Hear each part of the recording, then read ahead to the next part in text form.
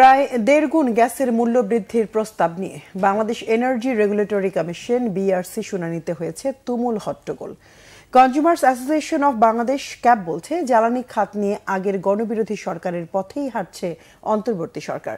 ক্যাবে জ্বালানি উপদেষ্টা অধ্যাপক এম শামসুল আলম বলেছেন, যুগের পর যুগ দুর্নীতিবাজ আমলা ও কর্মকর্তাদের পকেট ভারী করে যেতে হচ্ছে সাধারণ মানুষদের।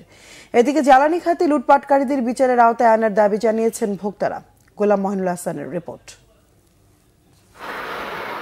৬টি গ্যাস বিতরণ কোম্পানির মূল্যবৃদ্ধির প্রস্তাবের ভিত্তিতে রাজধানীতে বিএম অডিটোরিয়ামে গণশুনানি আয়োজন করে বিইআরসি। কোম্পানিগুলো শিল্পের ক্ষেত্রে প্রতি ঘনমিটার গ্যাসের মূল্য ৩০ টাকা থেকে ১,৭৫ টাকা ৭২ পয়সা করার প্রস্তাব করেছে। মূল্য কাঠামোর অধীনে এই মূল্য প্রস্তাব করা হয়েছে। শুনানিতে অংশ নিয়ে ক্যাবের জ্বালানি উপদেষ্টা অধ্যাপক এম শামসুল আলম গ্যাসের মূল্য বৃদ্ধির যৌক্তিকতা নিয়ে প্রশ্ন তোলেন। আজকে পেট্রো বাংলা এবং তিতাস বৃদ্ধের যে সমস্ত অভিযোগ মানুষের মনে আগুন জ্বলতেছে, সেটাকে দাবানলে বিস্ফোরণে পরিণত করেন না। আপনারা এই সমস্ত জায়গাগুলোকে আইডেন্টিফাই করেন। আজকে যে বক্তৃতা দিয়েছেন যার প্রেক্ষিতে আমি বলতে বাধ্য হয়েছি যে বিরক্ত হচ্ছি। আপনারা এটা বুঝতে পারেন না কেন?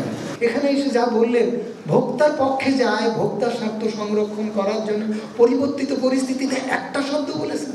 এই সরকারের পিছনে কে এইরকম প্রেশার তৈরি করছে যে তাকে দিয়ে এটা করাতে হবে?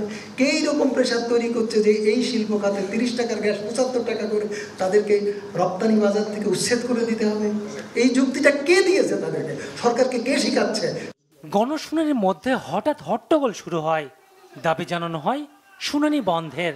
বিরোধী শুনানি বাতিল করতে হবে, প্রহসনের শুনানি বাতিল করতে হবে, আমলাতন্ত্রের রাস্তা না, ভেঙে দাও, ঘুরিয়ে দাও। আপনারা গণদুষ্কর, আপনারা শত শত শিল্প কলকারখানা বন্ধ করার ফায়দারা করছে। হাজার হাজার কোটি টাকা লুটেছে। এই লুটের টাকা উদ্ধার করেন। এদিকে গণশুনানি চলার সময়ে ভবনের বাইরে মানববন্ধন করে ক্যাব। আজকে যে গণশুনানি হচ্ছে, এটা জনগণের স্বার্থে হচ্ছে না। এইটা প্রকৃতপক্ষে জ্বালানি ক্ষেত্রে কিভাবে ভালোভাবে কাজ করা যায় সেই লক্ষ্য হচ্ছে না। এইটা হচ্ছে পরিকল্পিতভাবে গ্যাসের মূল্য বৃদ্ধির জন্য, জনগণের পকেট কাটার জন্য। আমরা তাই এই গণশুনানি বন্ধের দাবি জানাই। জ্বালানি অপরাধীদের আইনের আওতায় আনার দাবি জানানো হয় মানববন্ধনে। বিচারের জন্য গোলাম মহিনুল হাসান, বাংলা ভিশন, ঢাকা।